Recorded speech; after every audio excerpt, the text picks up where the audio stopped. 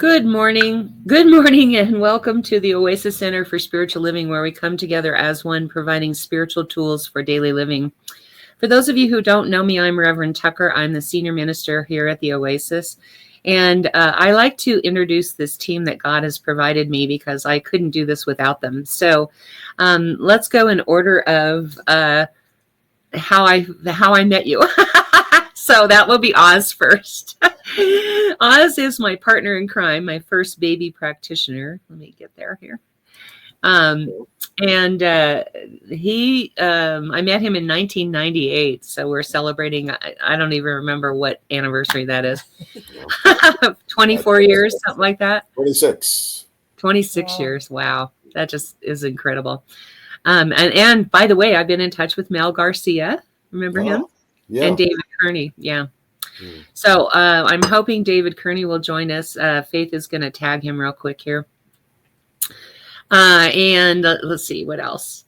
So Oz was my first baby practitioner and then was my board president for many, many years, and then moved off to Florida. So we lost the ability to have him in the service with us.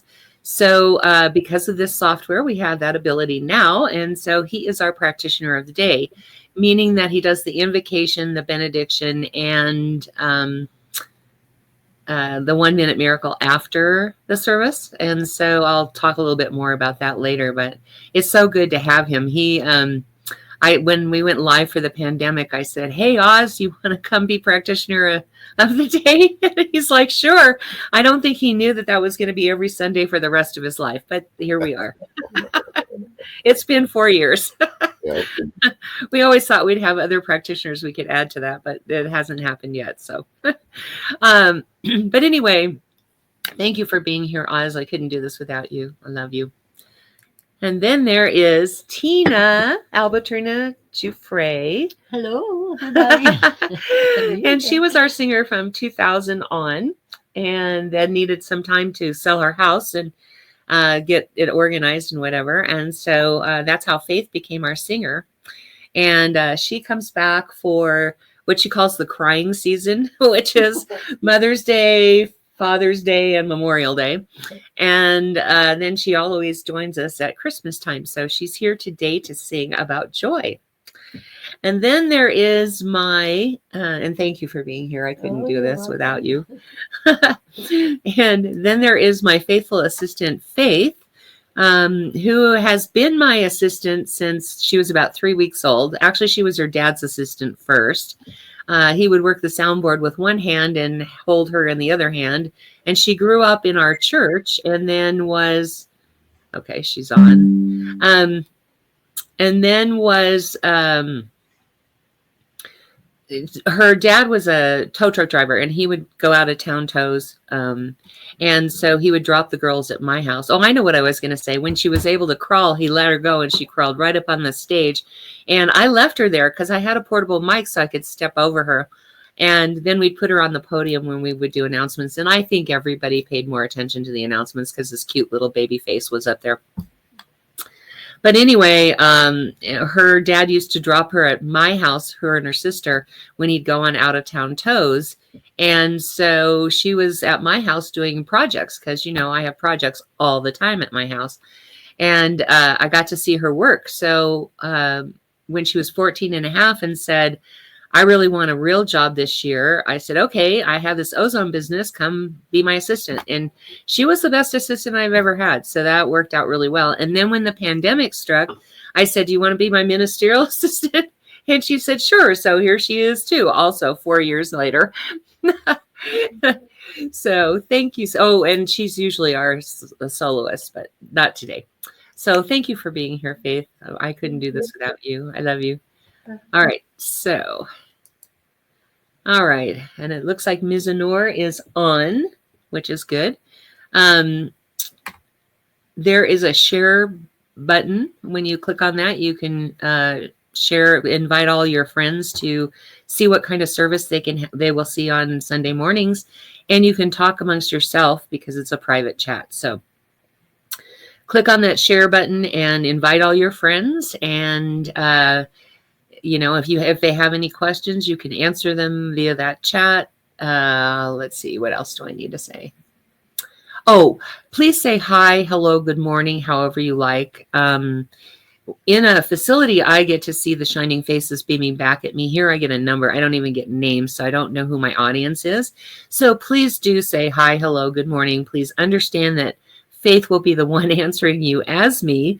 And that I go back later and just see if there's something I need to add.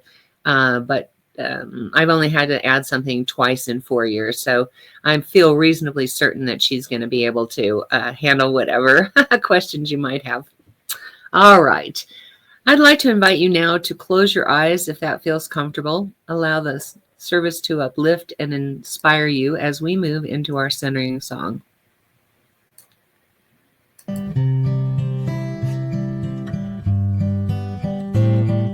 Surely the presence of God is in this place. I can feel the mighty power and the grace. I can feel the rush of angels' wings. I see glory on each face. Surely the presence of God is in this place.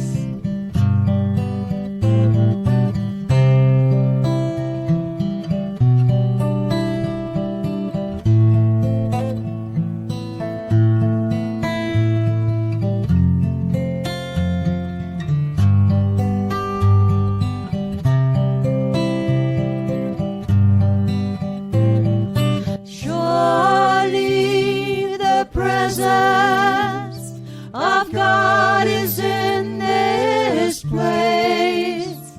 I can feel the mighty power and the grace. I can feel the rush of angels' wings. I see glory on each face. Surely the presence of God is in this place. The presence of God, right here, right now, for God as we understand it is in all things, as all things, infinite, eternal, and all-powerful. There is no place where God is not.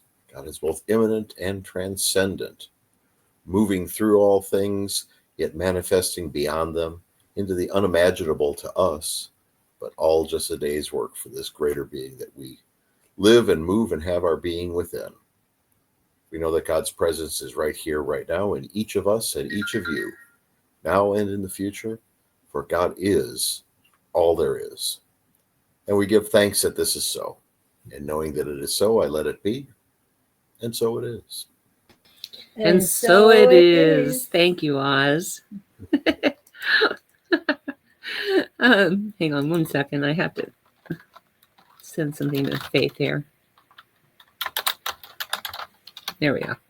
Okay. So as I said before, if you just joined us, please say hi, hello, good morning, however you want to greet us. When I'm in a facility, I can see the faces shining back at me.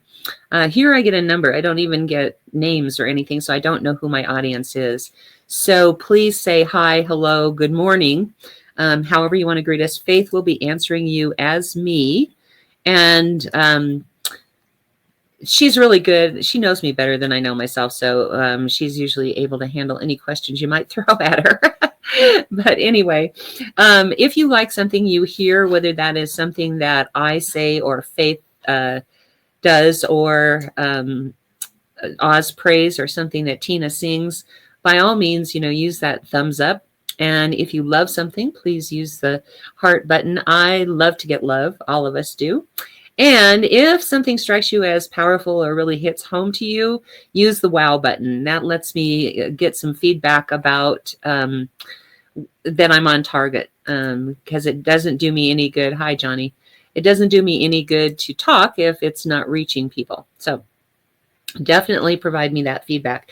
This next song is one of Reverend Fairy Elaine Silver.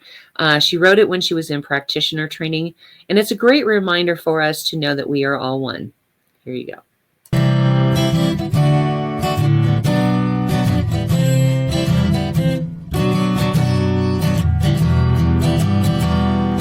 We are all one.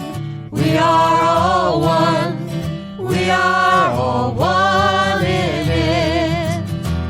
I hear it and know it, my being. Spirit is all I am seeing. For God is all there is. Grateful am I to be living, open to what I receive, honoring what I've been given, sharing now what I believe. I remember the oneness around me. I surrender to infinite light, knowing the love that's surrounding me is within me by day and night. And we are all one. We are all one. We are all one in it. Yes, we are all one. We are all one. We are all one in it. Yes, we are all one in it. And I would like to introduce our adjunct music team because we could not do a Sunday service that includes music without these two ladies. One is Reverend Fairy Elaine Silver, whose song that was.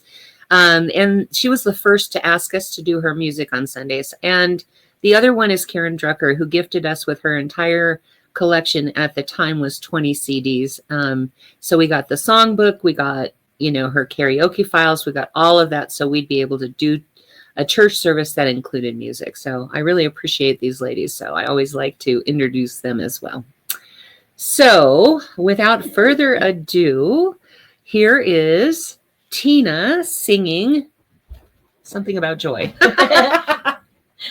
In God's hands, that's what it's called. In God's hands, yes. But it's mostly about joy. I'm trying to stay with the theme, huh? All right. All right. I'm ready, Faith.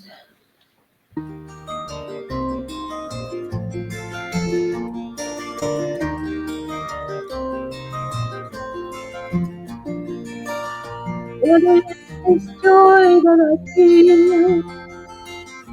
Spirit is helping me. Life is full of twists and turns. Through the stars I long return. What is the spirit that I know? Spirit is making me grow. Life is changed and faith life. I am walking in the light. When I walk in joy,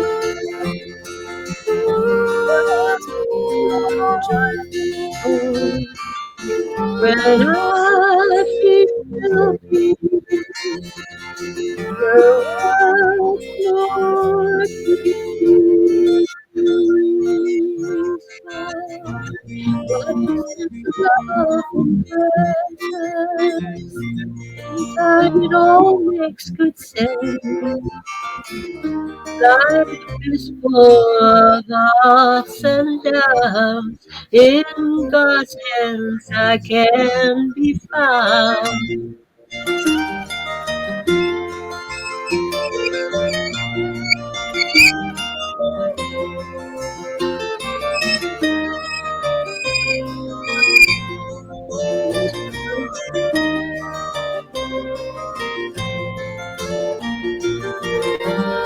What you will do,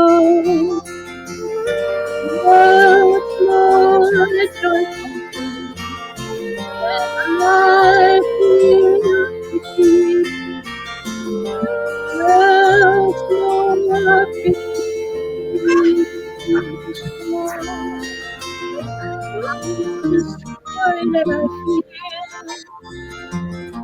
It is helping me heal. Life is full of twists and turns to the source I now return. Life is chains and chains and all I'm walking in the light. In God's heart I will be found. In God's hands I can be found. In God's hands I will be found. In God's hands I will be found. In God's hands I will be found. Well, we got cut off a couple of times, but we made it through.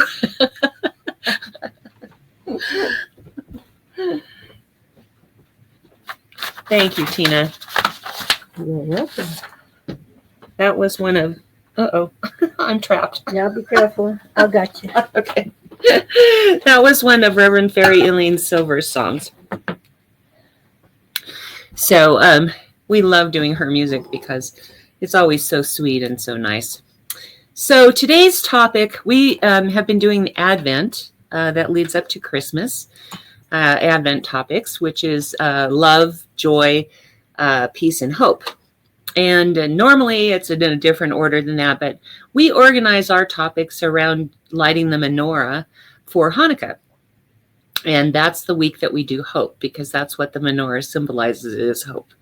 So we did love last week. We're going to do joy today. We are going to do peace next week. And then we're going to do hope on the 29th. So that's actually when Hanukkah starts.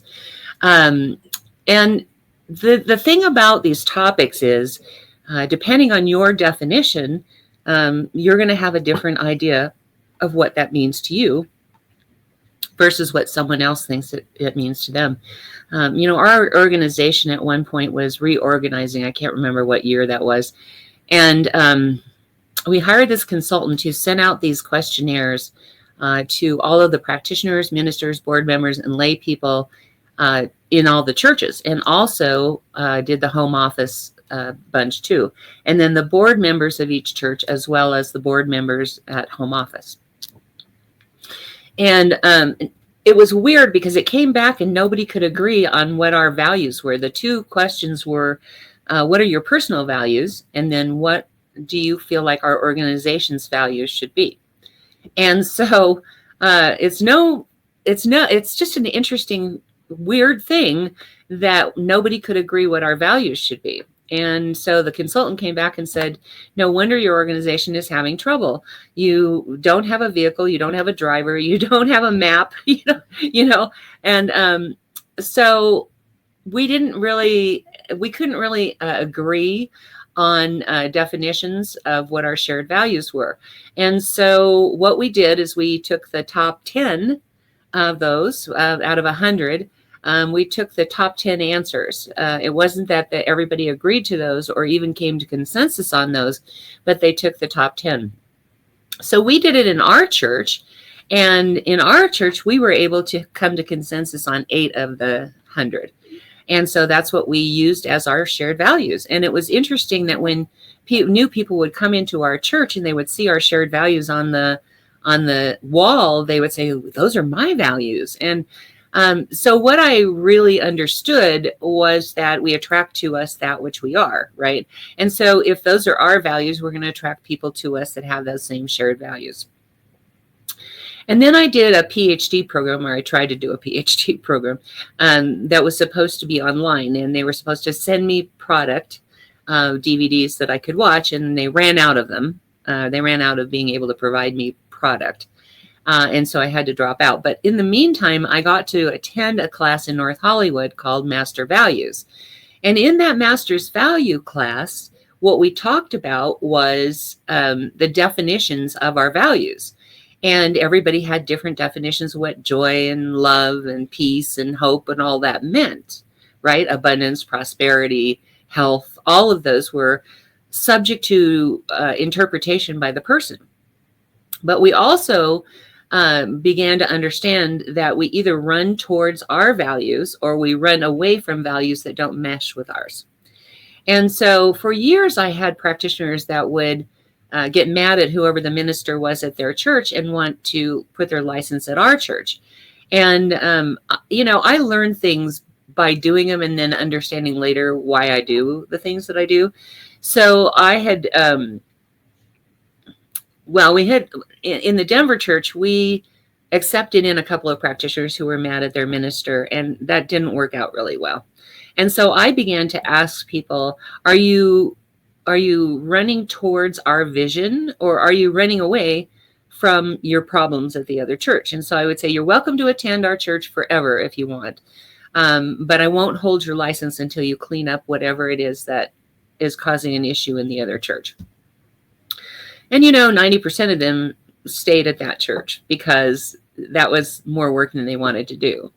Or they cleared it up and didn't need to leave. Maybe it was that, I don't know. But what I realized, I didn't know why I was doing that. When I took this master values class, I finally understood what it was I should be saying to them. Because I could understand that they were running towards a value or they were running away from a value that they didn't share. And so now when people call me and say that, yes, I say you need to clean up whatever is on the other side of that. But I ask them, are you running to these 8 values because those are our shared values? Or are you running away from an issue at the other church?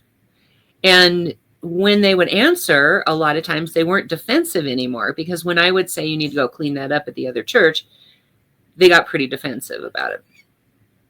But nowadays they don't get defensive because then they realize what they're doing. And still 90% of them stay at their churches. We end up with a couple of practitioners here and there. And some people might say, why don't you just accept practitioners in? But we really want a congregation that is totally participating in our vision and our mission. It's nice to have numbers. It's really great to have numbers, but we need people who really buy into the vision that we hold. Now, our vision is a healed world globally, and our mission is to heal the world one person at a time.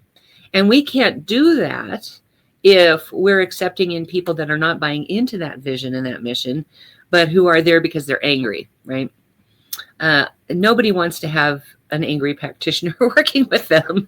So we just understanding what all of those things mean to you is very, very important. If you don't have a good definition of joy that speaks to you, then you're not going to experience joy, right? I ask you, I don't need comments, but in the comment section, but I ask you, what is your definition of joy? What does joy mean to you?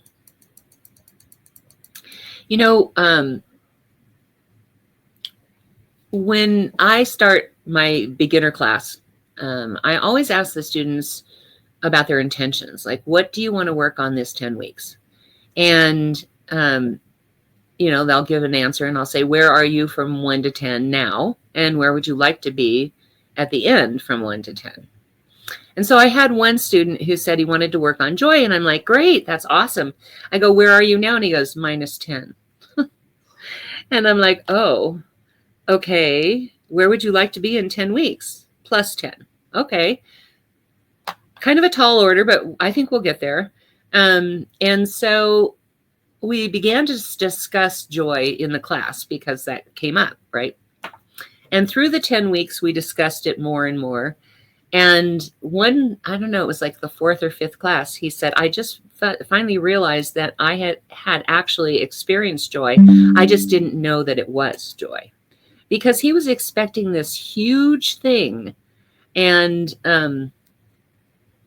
we use words like love, joy, peace, hope, abundance, prosperity, health, but we see them as this large thing that almost feels unattainable. And when we realize that there are things that come up that are joyful, that we are actually experiencing joy in little minute pieces, that we realize that we've been experiencing joy our whole life. And that was his big aha. So by the end of the class, I said, so where are you now? And he said, a +10. And I'm like, okay, we did it. And I started thinking about that too, because if I think something is so big that I can't attain it, then I'm not going to recognize the little bursts of it that I experience. Like for me, joy is, I like sitting on my front porch in the summertime and watching the butterflies. Now, I know some people might not understand how a butterfly could be joyous. But when you watch them, they seem to be joyous. They flutter around and they go back and forth and they go up to the plants and they suck out the sweet stuff out of the plants. And then they move on and they seem to be joyous. And it just happens to bring me joy. Not that everybody's going to have that experience. But another thing is, I have this school outside the back of my house, and I like sitting on the couch. And when I sit on the couch, there's like blue sky above the school. And sometimes there's clouds that are fair weather clouds, and sometimes there are thunder clouds, and sometimes but I love just watching the clouds pass by. And that brings me a lot of joy. Now, some people might not think that that is an experience of joy. To me, that is. Another thing was, when I lived in California, I used to take my Sundays and go to the beach in Laguna Beach. And there was this place called, of all things, Rocky Mountain Chocolate Factory, which I can get here. But there, it was right there in the town of Laguna. So I would get a dozen chocolate covered strawberries and I would go sit on the beach and I would just hang out. And when the tide went out, all of a sudden, all the negative ions would be bursting in the air. Like I could feel it tingling on my skin. If you're a feeler, you'll feel that. If you're not, you probably won't. But I could feel it tingling on my skin. And that is when I would eat my chocolate covered strawberries. And I'd be in this reverie, this state of bliss while I was doing that. And later on, much later on, when I discovered meditation, I realized that was my first experience of meditation. I just didn't know that it was, right? But it put me in that blissful state of joy. And that is all of the things that make me feel joyful right now. I'm sure there'll be other things. But it's really important that we recognize where joy happens in our lives. Now, when I started this church, well, all three of the churches that I started, the first one I started for someone. I was their board president, but I was the assistant minister there. And then the second one I co-founded with someone else, with Jim Chandler. And this one, which I founded by myself. And in our organization, we have to do these reports. If you're in an already established church, you do one every 6 months for 2 years, and you're ordained. Well, you have a panel that you have to be ordained by, but you go through the process of ordination. When you start churches, they don't give you as much credit for the time that you've served. So I did 7 years of these reports quarterly, and they were not fun. It was 10 to 12 pages every 3 months. And, it was hard to answer the same questions over and over and over again without, repeating your answer. The two that were the most powerful for me, however, were also the hardest ones. In the very beginning, they would ask, how do you experience joy in your ministry? Well, when you start a new job, or you move into a new house, or you go to a new school, or you join a new community, or whatever that is, you have rose-colored glasses on and everything is joyful, right? So it was really easy in the beginning to answer that question, but as it went on, it was harder and harder to answer that question. Where do I experience joy in my ministry? And I really had to meditate and pray on that to be able to give them an answer that wasn't just a boilerplate answer every single time. And then the second question was, how do you bring joy to your congregants, your friends and family? And at first, again, that was easy. I could count off thousands of ways in which I brought joy to everyone. And then at a certain point in my ministry, like 3 or 4 years in, I stopped being able to answer that question. So I went to the congregation myself and said, How do I bring joy to you? And it was interesting how many answers they came up with, just rattled them off right off the top of their head. And so I suggest that you do the same. How do you find joy in your experience? And ask yourself that. I don't need it in the comments. And ask yourself, how do I bring joy to my friends and family? And if you can't answer it, ask them. They can tell you. But I think it's good for us to recognize those points of joy when we experience them. And so I think that that's a really good practice.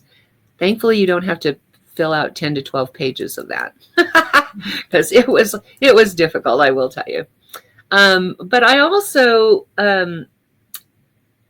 kids and animals are really good at showing us about joy, especially like photos of kittens and puppies. Who doesn't get joy out of that? You know, one minute they're snarling and snapping and the next minute they're in total joy.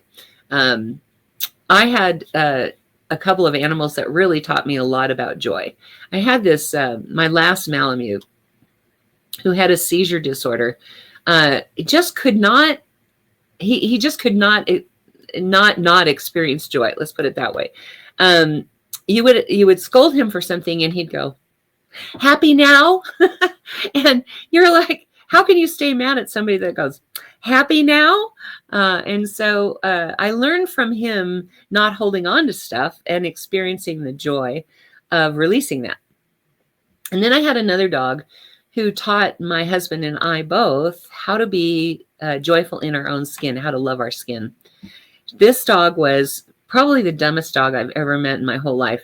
She was a Cocker Spaniel and Golden Retriever mix. And literally, I mean, you know, most dogs you can throw a cookie to and they'll finally get it that they need to catch it, and then they catch it every time, right? In 19 years, this dog caught a cookie one time, and the rest of the time was like, "Oh, why are you throwing things at me? Please don't hurt me." And so, but the one thing that she did, she would go out on the yard and get in the grass and lay on her back and just, you know, scratch her back with the grass, but she'd do it for like an hour. And what we recognized is that she loved her skin. And so it taught my husband and I that lesson. And so it's not that I don't look in the mirror and, you know, see flaws. Everybody does. But I have come to appreciate the skin that I live in because of Muffy. And so they are there to show us about joy. And then also, little children on the playground. Have you ever noticed you can put a child on a playground? They don't know anyone. They just walk into a situation where there is no one that they know. And they walk up to the first person they see and they say, "You want to play? What kind of games do you like to play?" And so, you know, and then they become best friends forever, right? And when maybe one will say, "I don't like playing that game, but I'll play it with you." And then they thoroughly enjoy themselves. When you sit and watch kids on a playground, they are totally 100% in joy. And I think that we forget as adults that joy is in the now. Like we want to think about the past and we want to think about the future. But the only place you can experience joy is in the now. And so if we can take on the spirit of the puppies and kittens and the dogs and the other animals, like my bird who was expressing joy while Tina was singing, because he wanted to sing along, and the little kids, if we could learn all of that, because all of our cares of the world overtake our joy as adults. And so if we can remember to be, as the Bible says, like the little children, right? Then we will have a much more joyful experience. Smokers have that right away. It's really interesting. I went to visit my friend Ariel in Los Angeles one time, and we went to this really fancy dinner. And I went out into, there's this alley between two restaurants in the back, and they have chairs there and everything for the smokers. And it was really interesting to walk into this community of people that I didn't know. And they were, by the time we were done, they were inviting me to their house for dinner. They were inviting me out to go party at the bars, you know, and it was just this instant connection. And it brings you a lot of joy when you can connect that way with people. But we are kind of jaded as adults, so we don't typically do that. But smokers just seem to be able to do that right away. So what do the animals and little children on the playground have in common? That complete acceptance in the present moment. And our way to joy is complete acceptance of God's love and joy in the present moment. And so we can't experience joy in the past, and we can't experience joy in the future. We can only experience it here and now. So I want you just to think about it. I don't need to have a comment in the comment section, but just stop and think for a moment. What brings you joy in your life? And this week, I'd like you to take joy breaks. Just find something that brings you joy. Just like we took gratitude breaks the month of November. I really want you to take a joy break. Not this big overwhelming thing, but what are the little things? The butterfly, the clouds, chocolate covered strawberries, if that's your thing. Everybody has their own thing. But stop and think also, how do I bring joy to my friends and family? It's obvious to them, maybe not to us. So just ask them. And then the last thing I want to talk about is what keeps us from our joy. There are three things that keep us from our joy. The first one is fear. And fear keeps us from experiencing joy of the moment that we're in. Like St. Francis of Assisi had this deathly fear of lepers. And one time he was walking on his horse, or he was riding on his horse that was walking, and he came upon a leper in the street. And he decided that if he really had true faith, if he really believed in what God could do for him, then he needed to conquer this fear. So he dismounted. He went over to the leper who had his hand out, thinking that the St. Francis was going to put coins in it. And instead, St. Francis kissed him. We don't know if it was on the lips, on the cheek, on the hand. We don't know. They never tell us. But in that moment, he became so full of joy because he had finally rid himself of that fear. And his belief in God, his faith in God is what brought him that great joy. And he gave the guy some money and he got back up on his horse. And he said he was just blissful. And so, Todd Evans Pressman, PhD, wrote this book called Radical Joy, Awakening Your Potential for True Fulfillment. And he said, when we find and face our fear, we are flooded with a joy that has always been there waiting for us. Because you can't have fear and joy in the same body. It just doesn't work. And so the moment that you confront your fears, joy has an in, right? Just like Daniel in the lion's den, he turned and faced the lions. What choice did he have? I mean, he could have just let them kill him, obviously, or he could turn and face them. And the lions calmed down and relaxed immediately because he faced them bravely. Of course, the audience was not happy about it because they were there for blood and gore, and he didn't provide that for them. But he also talked about the joy that came from that experience. It's a beautiful story about how you can turn that fear into joy. And what fears do you have that have been keeping you from your joy? I don't need a comment. I just want you to stop and I'm trying to give you some food for thought. I used to get a massage from this lady for 29 years. And one of the things she taught me was she would go to massage me and I would be in pain. And she'd say, I want you to breathe, take a couple of really deep breaths in, and then I want you to press against my hands. And I'm not going to lie, it was painful. It was painful. But what I experienced after that was such a release of the tension that was holding. And I could feel the lumps just magically disappear when I did that. And so I've learned to live my life that way. Whenever something confronts me and I'm fearful, I try to take a couple of deep breaths and lean into it. Because I'm always practicing choosing joy over fear. And that is a choice you can make. If you're fearful, you can choose joy. You can just say to yourself, no, I choose joy in this moment. And so fear is the first one. The second one is unforgiveness. And, how many of us live in fear of someone hurting us because we've been hurt, right? We don't often understand that we need to not only forgive that other person, but ourselves as well. I watched this Dateline episode a couple days ago that really drove this home to me, because this pastor and his wife and his 12-year-old daughter and his 16-year-old son, these men broke in, raped the 12-year-old girl, and hogtied the entire family and then shot them. And it killed the dad and the mom. And the sister and brother were both shot twice. And the brother managed to somehow pull himself together to be able to untie her and get her in the car. And they were racing towards the hospital. And they were fighting for their life for quite a while. And this guy went on, they lived. This guy went on to become a senator in Oklahoma, in the state Senate. And he had the opportunity to visit the prison where the guy who shot his family was housed.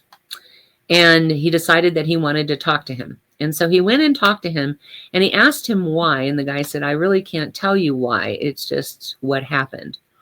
It wasn't planned. It wasn't something that I wanted to do. I just did it.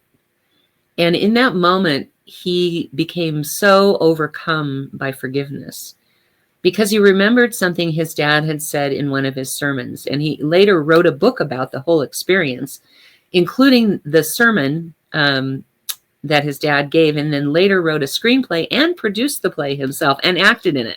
He acted as the pastor. And he delivered that sermon. And in that sermon, what he said was that unforgiveness poisons the joy from our life. And I thought, yeah, that's exactly right. Because what Tammy Faye Baker says, I don't know how many of you know her. I talked a little bit about her last week.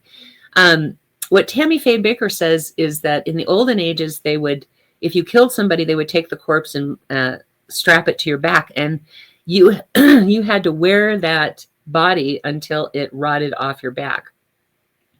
And she said that's what unforgiveness is like. So we're walking around, all of us, with all of that rotting material on our backs until we actually learn to forgive them. And it has nothing to do with them.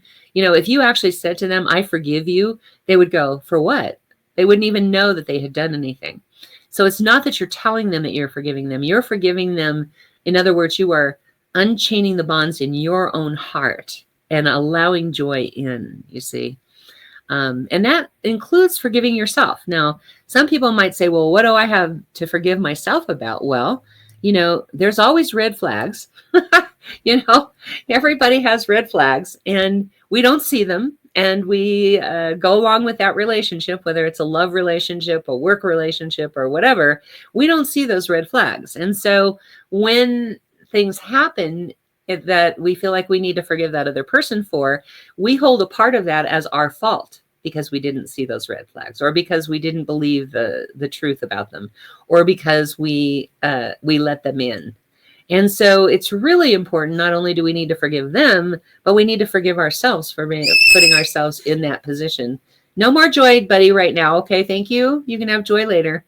Oh my God. All right. I have a cockatoo, for those of you who don't know.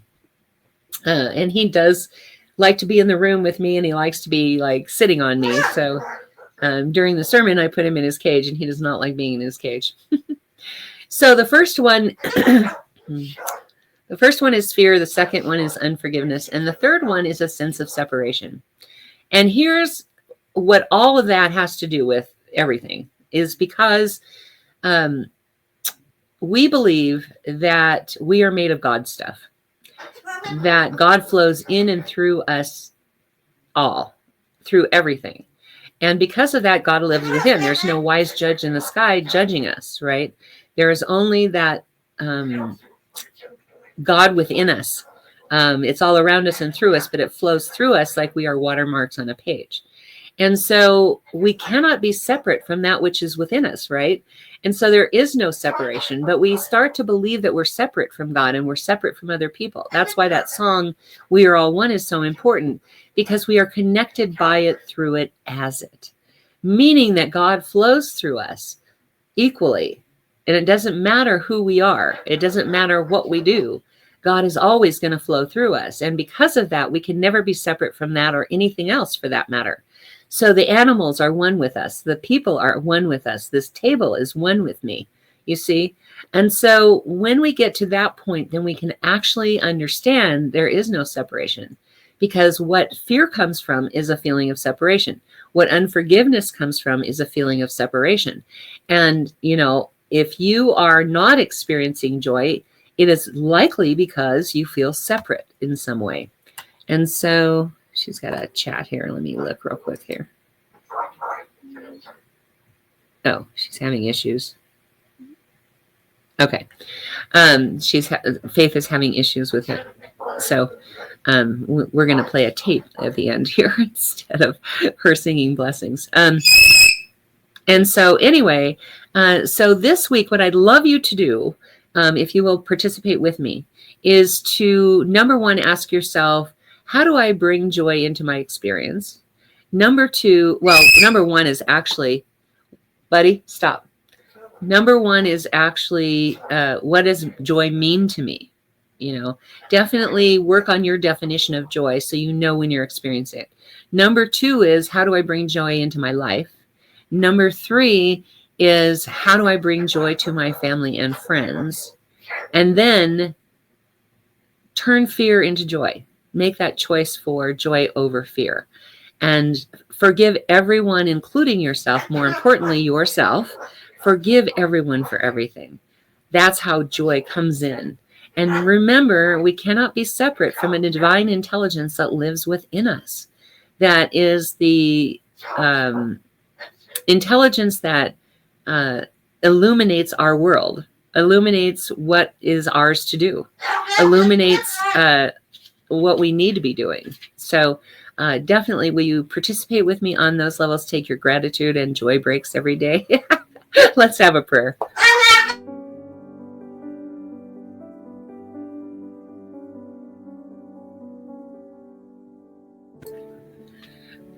Right now, I just turn my awareness to the infinite power, the infinite presence of God, to that place within us that knows beyond human understanding just how powerful God is, just how amazing God, how beautiful, how joyful, how perfect God simply is. And that is where I find myself, in the midst of God, my very essence, my very being. It is who and what I am. And every thought, every action, every deed is guided and led by that ancient wisdom of the ages that flows through all. I know this same truth to be so for the team that God has provided, for Faith and for Tina and for Oz and for Karen and for Elaine. Because that same wisdom of the ages flows through all of us. And it informs what we ought to be doing, what things are ours to do. And so the team is guided and led by that same ancient wisdom of the ages, as I was talking about. I know that everyone listening here today is that same wisdom of the ages that flows through them, informing them of what ought to be done by them. And done by you, I should say. Whether you're listening in real time or later on, it is so. We are all connected. All my brethren, we are all related. So I bless this coming week with a knowledge and an experience of joy in everyday living, one that overcomes fear and unforgiveness and thoughts of separation, one that overcomes any misunderstanding about what joy is. I know that there will be multitudes of experiences this week for joy to appear, and we utilize them at every chance. I know the same truth to be so for every name that is in the ministry of prayer, because I do know that whatever issue they are experiencing, God is the answer. Spirit, Allah, whatever word you use, is the answer. So I pull back the veil right now, revealing that truth of God, revealing that peace, that joy, that love, that health, prosperity, that hope. And I claim it in their names as good and very good. And so my heart fills with gratitude to know that this is so. And so I just let it be. And so it is. Amen.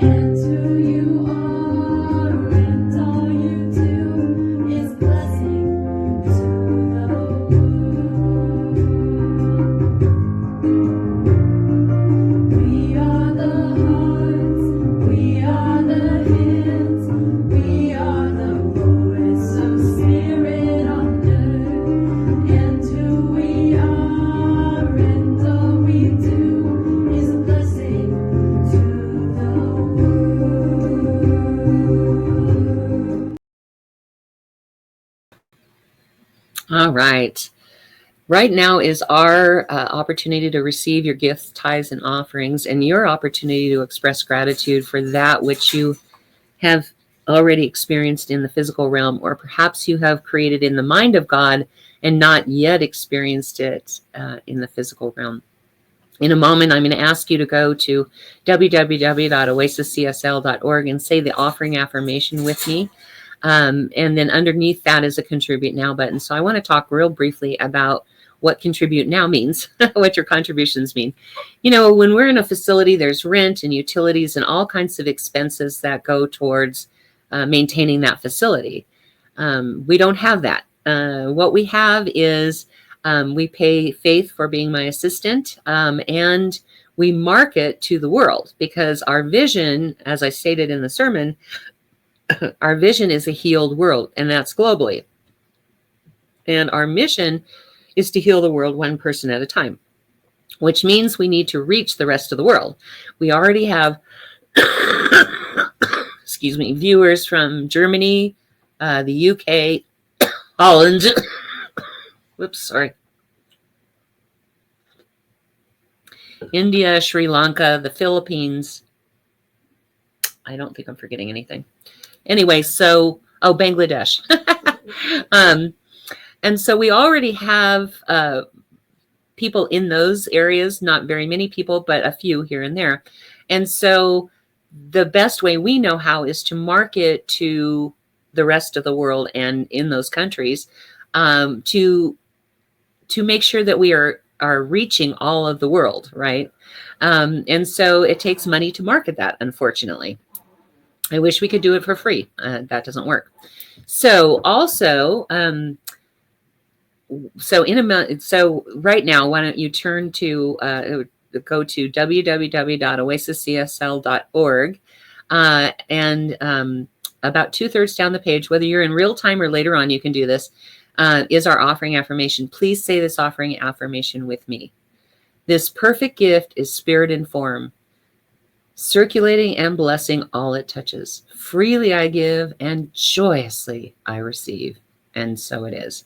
Click on that Contribute Now button and help us reach our vision through our mission. Thank you, Trudy. That's very nice. And so we have this wonderful team of licensed practitioners from coast to coast. And they serve our church in 3 different ways. One is that they will pray every day for a week on any prayer requests that we have. So if you would like prayer for something, put it in the comments section. If you don't want it to be public, you can shoot off a DM to Faith, and she will make sure our God Squad gets it. I call them the God Squad because early on in my ministry, like 1998, I had this vision of practitioners marching in and taking charge, right? And so they became the God Squad in my head. And so we call them that. So if you would like prayer for something, put it in the comments section or DM Faith if you want it to be private. And she will make sure the God Squad gets it. And they will pray every day on those for a week. The second way they serve our church is by providing spiritual guidance by appointment for a fee. So you will reach out to them on Facebook. At this moment, that's Oz. And let him know that you would like a session for spiritual guidance, and he will let you know how to pay for it. I don't get involved in that. The practitioners have their own business. Some use PayPal, some use Venmo, some use Cash App, some use Zelle, PayPal. All of those different ones. I don't know. I don't get involved in that. So you will, he'll let you know how to pay for it. And then once you paid for it, he will reach out to you at your appointed time by video chat. The third thing that our practitioners do is they serve as practitioner of the day, which is what Oz has been doing for 4 years. And that means he does the invocation, the benediction, and he's available at the end for our 1-minute miracle. It is not a time for counseling, but it is a time where you can share with him whatever you're experiencing, and he will stop, drop, and pray with you right then and there. You can reach out to him through video chat. If he doesn't answer right away, it probably means he's on with someone else, and you can try back later. But that's how our practitioners serve our church. Then we have Brooks and Bailey. Let me get to that here. Sorry. Brooks and Bailey is a couple of ladies that do jewelry. They have all kinds of jewelry, but the ones that I focus my attention on are the mala beads, because the Hindus and Buddhists use these to do their chants. They move one, I don't know why I've got this all twisted. They move one bead at a time to do their chants. Well, I suggest people do their affirmations 100 times a day. So what better way to count those off than to do, there's 108 beads in a necklace and there's 54 in bracelets. This is an amethyst necklace, and so it's $60, but they have $30 and up for all kinds of gemstones. I think the bracelets, don't quote me, but I think the bracelets are 15 to 20 or 15 to 20. But all of the benefits go to Rocky Mountain Lab Rescue, which is a very worthy cause. And you can reach them by emailing them at brooksandbailey0307@gmail.com or looking them up on Facebook, because they have their own Facebook page now. And I try to post or share any event that they have a table at, so that you can go down and visit them in person. And Christmas is coming up, so jewelry is a really good present, just saying, especially mala beads, to give someone something they can count off their affirmations with. And then we have, we like to support those who support us. So first is Reverend Fairy Lane Silver. Her website, for some reason, she can't update it. And so she has no way to tell you how to pay for it. So what you need to do is go on. Do you know what that song was, what CD that song was on? Let me see if I can find it here real quick. The one I did? Yeah. It's a little super. I know, but I'll have to. That's okay. She has one CD. The Art of Peace. It's Art of Peace. Okay. Art of Peace. Okay. So if you liked what you heard today, the song about joy, you can go on her website and look for Art of Peace, and then contact her by email. Let her know that you would like to purchase that. she drives around the country singing and playing guitar. And so she carries the DVDs and the CDs in her trunk. So as soon as you pay for it, she's very good about sending them out right away. The other one is Karen Drucker. And we've done a lot with Karen Drucker over the years because there was 20 CDs. Her website does work. You can go on there and you can purchase it by the song, by the karaoke file, by the songbook. Some of her songbook pages have American Sign Language, so you can sign it. You can learn to sign a song. You know, I really think that, well, Faith and I really prefer her CDs that are the songs of spirit. They're more like chants, but there's everything from love to abundance, prosperity on those chant CDs, and I think you would really like them. So if you've enjoyed the music that you've heard here every Sunday, definitely go on and buy something from one of these two ladies. Again, Christmas is coming. What better gift than something like that? The gift of music is always a good thing. And in Karen Drucker's case, those are memes that you can get stuck in your head that are beneficial to you. So definitely check these ladies out. Then also check out our website at www.oasiscsl.org. I know it's hopelessly out of date. I've had conditions in my life for the last couple of years that have kept me from being able to update those, that have been distracting me a little bit. So we are working on updating the website so that it's more current. But in the meantime, you can see pictures of events that we've had so you can get to know your spiritual family. And then you can go to YouTube for video sermons and SoundCloud for audio sermons under S. Tucker. All right. And so I'm going to turn this over to Oz now to do the benediction. Hello? Oh, I have to unmute. I am unmuted.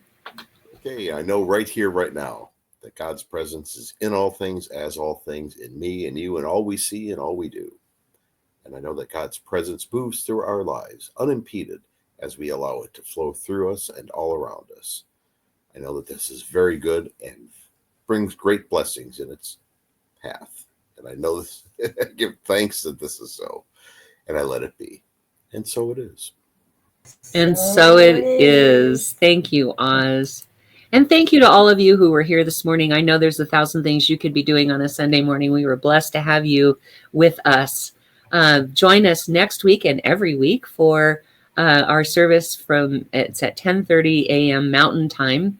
And for those of you who are listening from other countries, that's U.S. And next week, we're going to be talking about peace. And Faith will be back singing next week. And the following week, we're going to do hope, and we're going to light the Hanukkah menorah. Next week, we're going to do the burning bowl ceremony. So if you can get your hands on some flash paper, it works great. You take whatever issue you're dealing with, you light it on fire, and it goes poof, and you don't even see anything of it. But you're going to want to have a bowl that you can burn it in. You can use regular paper if you want to. It just means you're going to have some ash left over. And so, but next week we'll be doing the burning bowl. The following week we're going to do hope, and we're going to light the menorah. And the final week of December, is that January? We need to figure that one out. We need to figure that one out. We're going to do visioning, whatever week that is. It might be the first week in January. I'm not sure.